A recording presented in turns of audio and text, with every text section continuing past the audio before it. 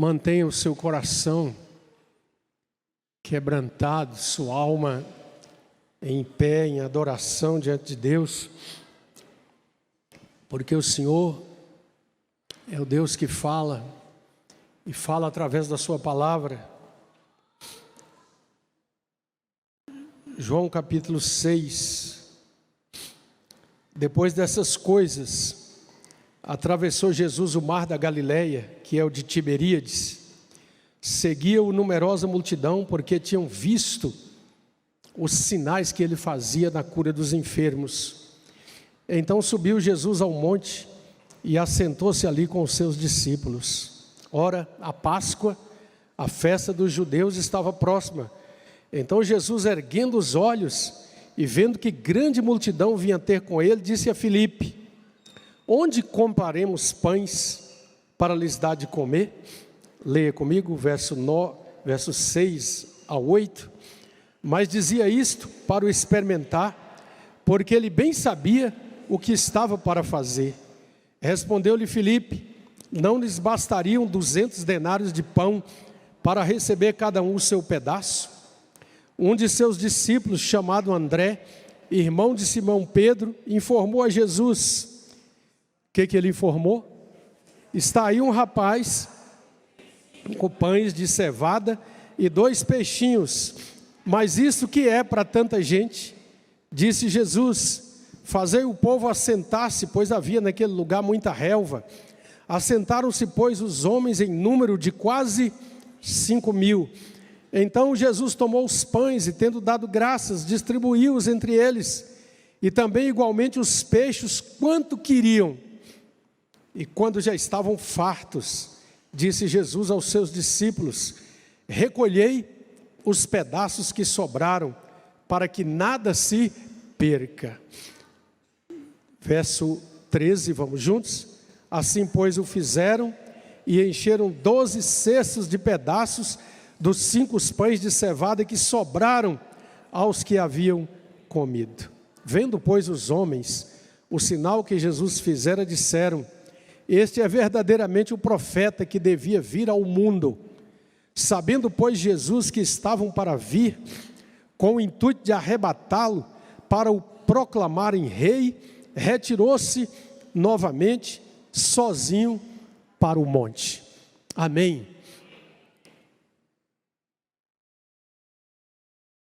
No domingo, dia 27 de abril de 1997, eu tive o privilégio de participar de um culto na maior igreja evangélica do mundo, a Igreja do Evangelho Pleno, na ilha de Yeouido, em Seul, na Coreia do Sul. Foi o culto das 9 horas da manhã. Estavam presentes 10.000 pessoas naquele culto, e outras 10.000 aguardavam lá fora para o culto das 10h30. E assim lá vão se sucedendo os cultos durante o domingo, uma vez que o templo, pelo menos naquela época, não comportava um maior número de pessoas. O pastor Dave Young Cho apresentou-nos um homem de negócios coreano, fazendeiro, que teve um sonho. E nesse sonho, como cristão devotado que ele era, procurando caminhar com Jesus, ele imaginou, ao saber de uma grande fome que estava acontecendo na Nigéria, de implantar naquele lugar, com a autorização do seu governo, uma fazenda produtiva de uma forma totalmente diferente das técnicas usadas então naquele país para resolver o problema da fome. E ele foi em oração, a igreja orando também por ele, e fez isso, e foi um sucesso total. E naquele tempo ele estava inclusive indicado para o Prêmio Nobel da Paz por essa iniciativa. Amados, quando nós olhamos para esse texto da palavra de Deus, quando Jesus realiza esse milagre maravilhoso, nós temos várias abordagens que podemos fazer. Aliás, todos os evangelhos descrevem essa multiplicação de pães. Cada evangelista, na riqueza da palavra de Deus, abordando um aspecto que ele julgou importante e destacável, e por isso nós podemos aprender com as múltiplas versões. Mas nós vemos aqui alguma coisa muito extraordinária que João registrou, porque João nos informa, e é bom você ter o texto em vista, lá no versículo 6, que Jesus faz uma pergunta para os seus discípulos, mas Jesus bem sabia o que ele estava para fazer. É bem claro aqui que Jesus fala que fez a pergunta para experimentar. Era para experimentar, porque ele sabia bem o que ele havia de fazer. Então, nós ouvimos naquela manhã tão preciosa ali, esse relato tão maravilhoso sobre essa palavra, e podemos destacar 3 aspectos interessantes aqui. A primeira coisa é que Jesus usa, conforme João nos informa, o que vai acontecer ali para testar os seus discípulos. O tempo todo ele está ensinando, o tempo todo ele está fazendo testes para que eles aprendam a superar seus próprios medos, temores e dificuldades e possam fazer a missão para a qual eles estavam sendo preparados. A primeira coisa, Jesus testou o que eles estavam vendo. Você pode repetir? Jesus testou o que eles estavam vendo. Vamos tentar falar juntos? Jesus testou o que eles estavam vendo. Olha para o texto. Quando Jesus disse que a multidão precisava ser alimentada, e ele falou para Filipe, Filipe de imediato foi rápido em fazer o cálculo. Porque ele respondeu: onde nós vamos comprar pão para essa multidão comer? Filipe diz no versículo 7 que 200 denários de pão, e era muito dinheiro, não bastaria. Um denário era um salário de um trabalhador daquela época, 200 dias de trabalho, não bastariam para alimentar a multidão. Nos outros textos, quando nós harmonizamos essa história, nós vamos ver que a maioria dos discípulos levantou essas 3 questões. O lugar é deserto, os recursos são poucos e a hora está avançada. Se nós pensarmos bem na caminhada da nossa vida, nos negócios humanos, nas coisas com as quais nós lidamos no mundo de cada dia, essas 3 questões estão sempre aí, prementes, incisivas, batendo a nossa porta, incomodando a nossa mente, provocando nossas palavras, muitas vezes de frustração e de pessimismo. Diga: questões de tempo, questões de lugar e questões de recursos. Os discípulos falaram: onde nós vamos comprar pão? Nem tem padaria aqui, nesse lugar. E o dinheiro, 200 denários, eles não tinham 200 denários na bolsa, com certeza. E esse lugar é deserto. Nós temos uma facilidade absoluta de enxergar as dificuldades, os obstáculos, o deserto à nossa volta, e isso nos leva ao desânimo, na maioria das vezes.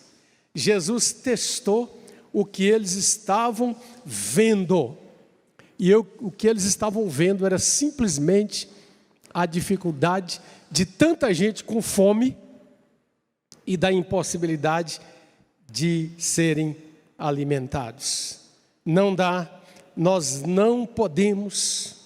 Quantas vezes na nossa caminhada nós queremos chegar a determinado sonho, a determinado lugar, mas nós recuamos, nós nos entregamos. Quantas vezes nos frustramos, quantas vezes a família, a esposa, o esposo, os filhos E a palavra é: não tem jeito, não é possível, já não tem mais tempo, não pode mais restaurar, não pode mais consertar. E nós passamos a achar que temos que conviver com a impossibilidade, com a falha, com o pecado, com a separação, com a vida desestruturada, com a família quebrada, com a vida financeira também desregrada, e nos esquecemos de buscar em Deus, como nós já cantamos tanto aqui nessa noite, a certeza de que nele nós podemos ser vitoriosos. Quando eu era estudante e depois professor de administração de empresas, eu gostava muito de contar aquela história do homem que foi mandado para um país da África pela sua empresa para vender sapatos, e ele mandou, na época, o telegrama, né? Aqui ninguém usa sapatos. Voltou. O empresário mandou outro, e o outro foi e disse: manda uma grande carga, porque aqui todo mundo precisa de sapato. Então, é a maneira de ver. Isso ilustra bem como é que nós vemos as circunstâncias, as coisas diante de nós.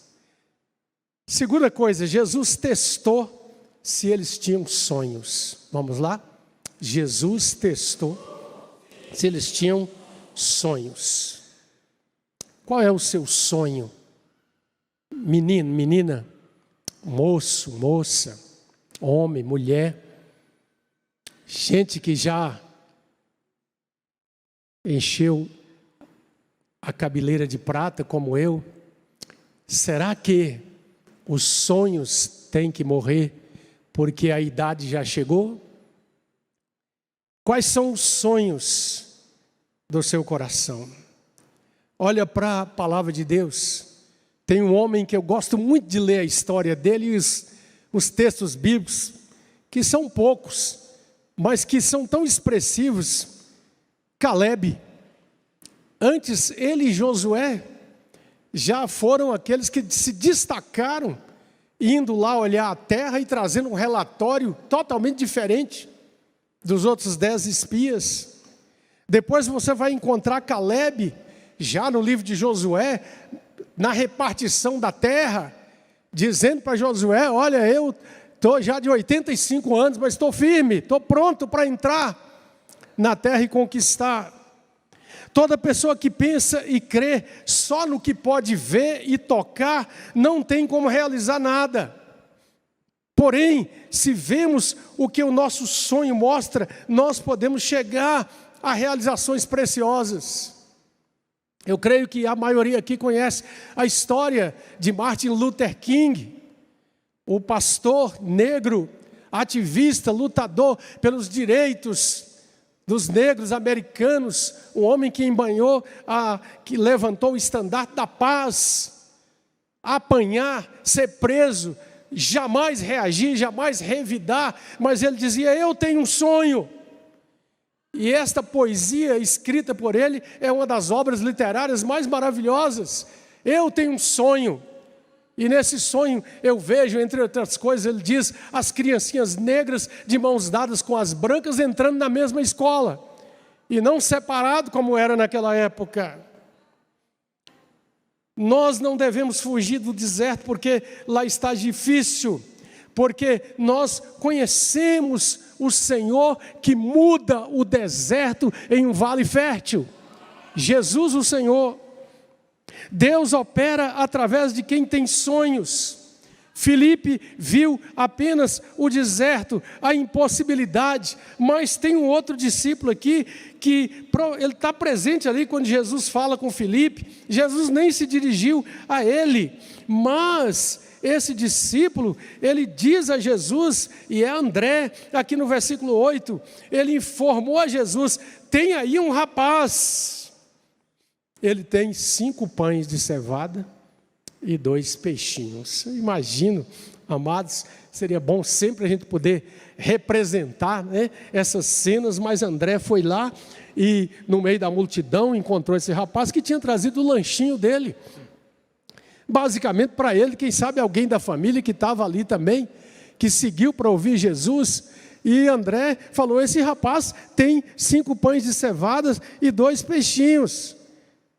Mas André ainda tem dúvida: Senhor, será que isso vai dar? O que é isso para tanta gente? Mas ele ousou vir até Jesus, conversar com aquele rapazinho e trazer o cesto com aquela ninharia do ponto de vista humano.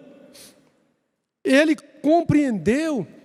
André começou a ter um vislumbre de que, de fato, ele já estava aprendendo a conhecer Jesus. Ele já tinha visto o que Jesus fez de outras vezes. Então, quem sabe, começa a acender no coração dele um desejo, uma vontade de ver e de contribuir para algo maravilhoso. Naquela noite na Coreia, eu ouvi do pastor David esta declaração: há 50 mil igrejas na Coreia, igrejas cristãs evangélicas, e há 12 milhões de crentes que estão construindo o corpo de Cristo. Se o povo de Deus confiar e tiver um sonho abençoador para o país, este país jamais vai fracassar. E eu vi como aquele povo orava. Eu tive a oportunidade, já contei aqui muitas vezes, reunião de oração, 4 da manhã, 5 da manhã, 6 da manhã, e eu via aquele povo clamando a Deus pela nação.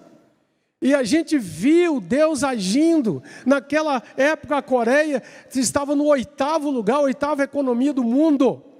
Depois houve uma crise, você se lembra da crise dos anos 2000, uma quebradeira no mundo inteiro. E eu ouvi de um movimento que começou na igreja evangélica coreana. O povo levantou um movimento para que todos os coreanos que tivessem dólares em casa, trouxessem os seus dólares e iam depositar no órgão do governo, para que o governo tivesse moeda forte para enfrentar a crise, e eles receberiam o valor correspondente lá na moeda do país, e isso foi feito, e foram levantados bilhões de dólares, e o país conseguiu sobreviver àquela crise, e hoje ainda é uma das grandes economias do mundo. Nós precisamos compreender que o sonho faz parte da estratégia também de Deus, de colocar no coração do seu povo o desejo de ver a obra se expandindo, a missão alcançando os lugares à nossa volta e toda a terra. Abraão é um homem de sonho e de visão. Você pode estudar a vida dele, que você vai aprender muito. Deus concedeu a ele o sonho de que ele seria uma bênção para todas as nações da terra. A Bíblia diz que Abraão creu contra a esperança, porque o seu corpo já estava amortecido. Mas um comentarista sobre a vida de Abraão diz que Sara estava cheia de dúvidas, os próprios empregados de Abraão também, porque o filho não nascia, mas Abraão vai à presença do Senhor, ouve a palavra do Senhor e sai dali e vai pegar madeira para fazer um berço, porque a sua visão era da fidelidade de Deus. Então, nós precisamos entender que uma igreja viva, santa, abençoadora, tem que ter sonho. Nós precisamos ser uma bênção para este bairro. Nós precisamos ser uma bênção para a cidade de Montes Claros. Nós precisamos ser uma bênção para o nosso país. Nós precisamos ser uma bênção para a nossa casa, para a escola onde estudamos, para o lugar onde nós trabalhamos. Porque nós somos de Cristo. Num tempo em que as perspectivas e a marcha do mundo é cada vez mais pessimista, derrotista, onde o ser humano está sendo colocado para escanteio, onde não se dá valor à personalidade, à pessoa, onde a tecnologia parece que vai tomar conta de tudo e vai fazer tudo, e o ser humano é descartável. Conversava hoje com os jovens sobre isso.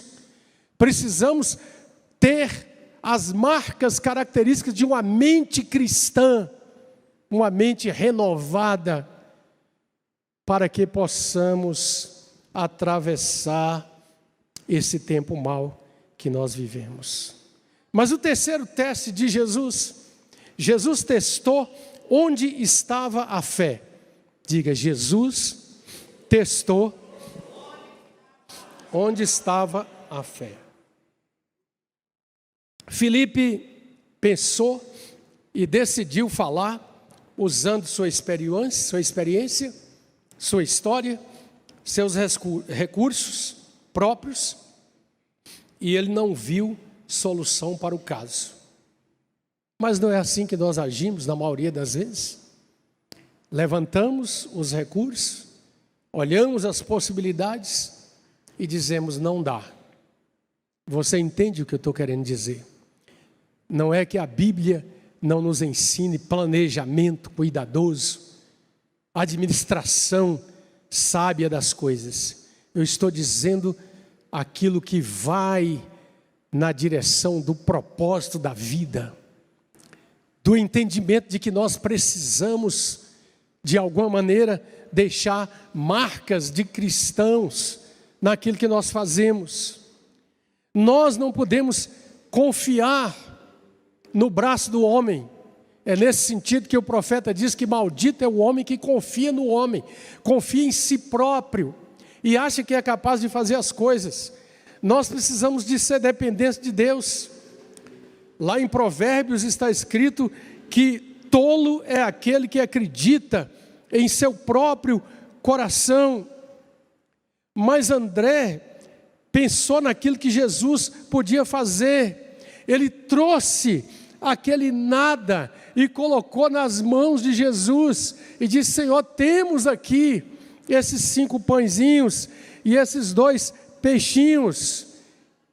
Ele teve o sonho, ousou esperar que Jesus pudesse usar estes parcos pequenos, limitados recursos, e que o milagre da multiplicação poderia acontecer. Amados, Jesus está presente em todos os lugares da vida. Você ouviu bem? Jesus está presente em todos os lugares da vida. Um teólogo chamado Abraham Kuyper, ele disse assim, não há nenhum centímetro deste grande universo que não esteja sob o domínio de Jesus Cristo e de quem Ele não seja Senhor. Ele é Senhor de todas as coisas. Ele está onde nós temos dificuldades na vida. Ele está nas crises individuais, familiares, nacionais. Nós temos que olhar para Jesus. Nós precisamos olhar para Jesus. E então, você conhece bem o desfecho dessa história tão linda e preciosa. Jesus manda o povo se assentar, o lugar tinha uma relva, e aquelas milhares de pessoas assentadas. Jesus manda que sejam divididos em grupos, e vai tomando os pães e partindo, e dando aos seus discípulos, e mandando que eles distribuam com o povo, e não era pão seco somente, mas pão com peixe, sanduíche precioso, maravilhoso. Eu imagino que cena extraordinária. Filipe, Pedro, Tiago, olhando um para o outro, dizendo, mas tem mais. Olha, leva para ali, leva para aqui, leva para lá. E eles foram vendo o milagre acontecendo. Mas diz o texto que Jesus tomou os pães, separou, olhou para os céus, deu graças, abençoou e depois repartiu. Nós não podemos inverter essa ordem.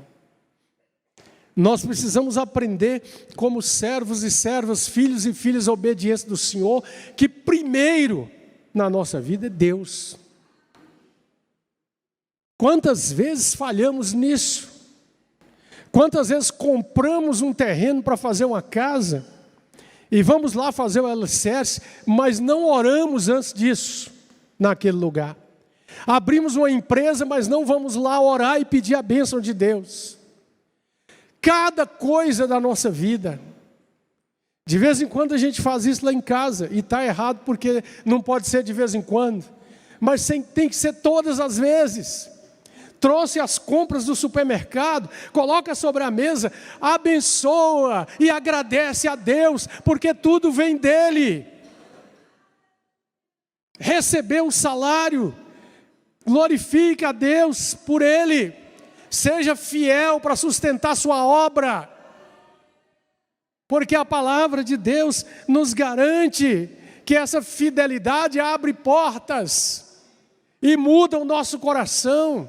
Não afeta Deus em nada, Ele não precisa do seu dinheiro, nem do meu. Ele é o dono de toda a terra. Mas Ele nos dá esse privilégio de participar da sua obra. Onde está a fé? Jesus ainda está vivo hoje e tem o mesmo poder. Por que não ter sonhos e fé? Você conhece a palavra de Hebreus?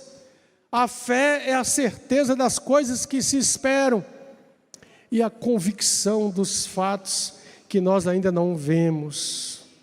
Onde está a fé da Igreja de Cristo? Ou a nossa fé particular, pessoal, está nos orçamentos, nos recursos humanos? Não pode ser, senão nós nada podemos fazer.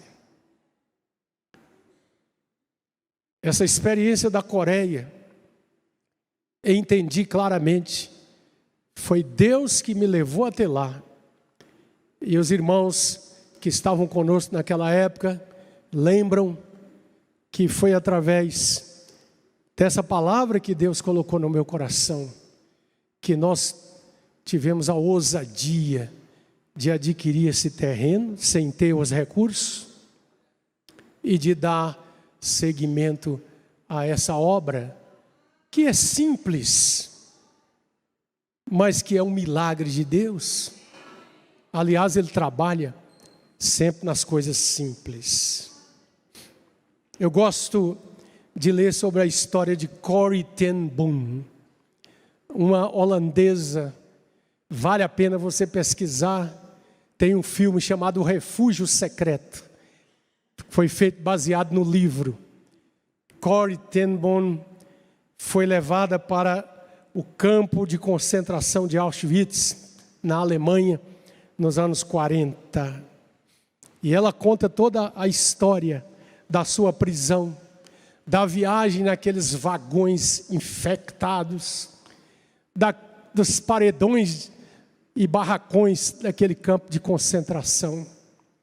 Ela conseguiu levar na sua roupa um vidro de pastilhas de vitamina. Conseguiu passar na revista. E lá naquele campo de concentração, esse é um dos episódios que ela conta, todo dia ela tomava uma pastilhazinha de vitamina que estava ajudando que ela sobrevivesse. Ela já é uma mulher de mais de 40 anos de idade. E um dia, uma das prisioneiras a viu tomar a pastilha escondidinha lá no cantinho. Porque ela raciocinou, só dá para mim, eu não sei quanto tempo vou ficar aqui. E aquela prisioneira então falou: Corrie, o que é isso? E diz ela que ela ficou assim muito envergonhada e falou: olha, eu trouxe essas pastilhas, esse vidro de pastilhas, sabe de uma coisa? Eu vou compartilhar com todas vocês que estavam ali naquele barracão. E todo dia elas tomavam uma pastilha, e ela diz no seu livro que os dias passavam e aqueles comprimidos não acabavam. Deus fez ali um milagre. Esta mulher sobreviveu, foi libertada quando os aliados entraram em Berlim. E a guerra terminou e ela foi em vários países, nos Estados Unidos, anunciar que mesmo na maior miséria, na maior obra demoníaca que o ser humano pode fazer, que foi um campo de concentração nazista, Deus estava presente. E ela pôde ter o sonho de sair dali e contar a sua história. Questões de tempo, diga tempo, lugar e recursos.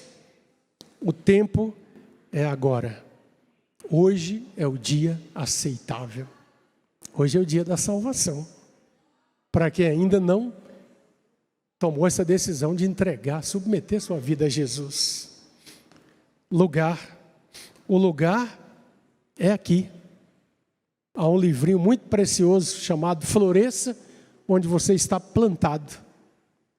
É o lugar onde Deus pode te fazer sonhar, prosperar, no sentido pleno de uma vida tranquila e feliz, cheia de louvor e de adoração, fazendo o seu melhor para contribuir para você, para a família, para a igreja, para a cidade, para o tempo que nós vivemos. Os recursos são os de Cristo. A Bíblia fala das insondáveis riquezas de Cristo Jesus.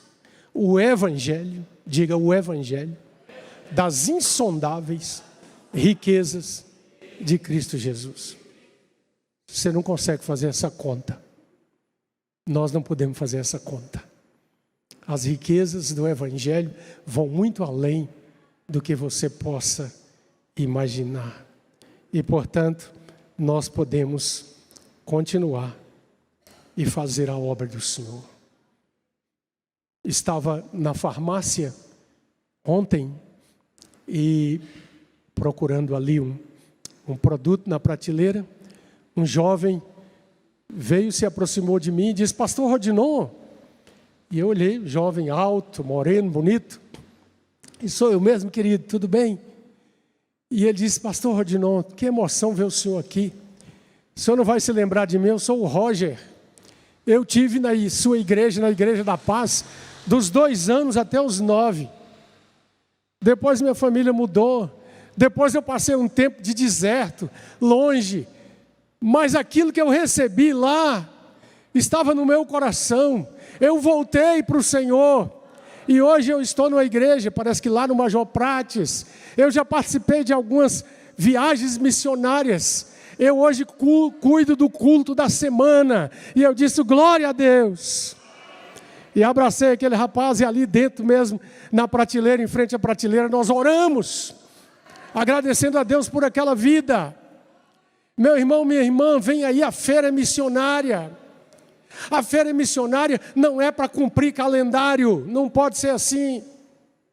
Não é apenas para dizer, está no mês de junho, tem que fazer, tem que fazer, que dificuldade, que luta. Não, é para que nossas crianças, nossos meninos e meninas, gente como o Roger, veja, ouça falar que tem uma missão a cumprir, que tem um evangelho a pregar, que tem países do mundo, domingo que vem, dia da igreja perseguida, onde gente está pagando um alto preço para continuar com Jesus, porque crê nele e espera nele. Então, arregace as mangas, se mobilize, venha, participe, traga as coisas que você pode trazer da sua casa. Disse hoje para o pastor Roberto, daqui para frente agora é só orar. Não vamos nos preocupar mais de ficar mandando cartaz, isso, aquilo, outro. Não, é orar e pedir a Deus que nos mobilize, que nos faça saber que esse trabalho é importante. Não estamos preocupados quanto vai arrecadar. É claro que isso abençoa os missionários. A igreja não vai usar esse dinheiro para outra coisa aqui. Temos um desafio de obras aí. Mas não, agora é para entendermos que é para que nós olhemos para os campos. Eles estão brancos para a colheita. E a missão precisa ser feita aqui, no nosso bairro, na escola. Glória a Deus, nossa juventude já tem ido às escolas pregar o evangelho das insondáveis riquezas de Cristo Jesus. Eu queria pedir todos os irmãos e irmãs que já participaram de feiras missionárias anteriores para ficarem de pé, por favor. Todos que já participaram, de alguma maneira, você participou, ajudou no brechó, se envolveu com a cozinha. Que bênção. Glória a Deus. Vocês todos estão convocados e convocadas, e os outros que estão assentados também. Então todos os demais fiquem de pé. Aleluia. Glória a Deus. Você não pode deixar de passar desta semana, de começar a abrir seu guarda-roupa e tirar as coisas que Deus está te dando a sua oportunidade, hein? Desocupar, tira o velho para que Deus mande um novo. Quem já teve essa experiência aqui? De doar um tanto de roupa e depois você fala, mas já tem demais aqui de novo. Mas antes de tudo, meu irmão, doe o seu coração. Doe a sua oração. Rogue a Deus que você seja envolvido de maneira preciosa. Levanta assim sua mão direita. Feche os seus olhos. Diz, Senhor, eis-me aqui. Ajuda-me a fazer o meu melhor. Dá-me sonhos, Senhor, porque eu posso tocar o mundo, a obra do Senhor, em toda a face da terra, através da oração, através da liberdade de anunciar o Evangelho, através da generosidade de usar os recursos que o Senhor me tem dado. Eis-me aqui. Usa-me, Senhor, em nome de Jesus. Amém.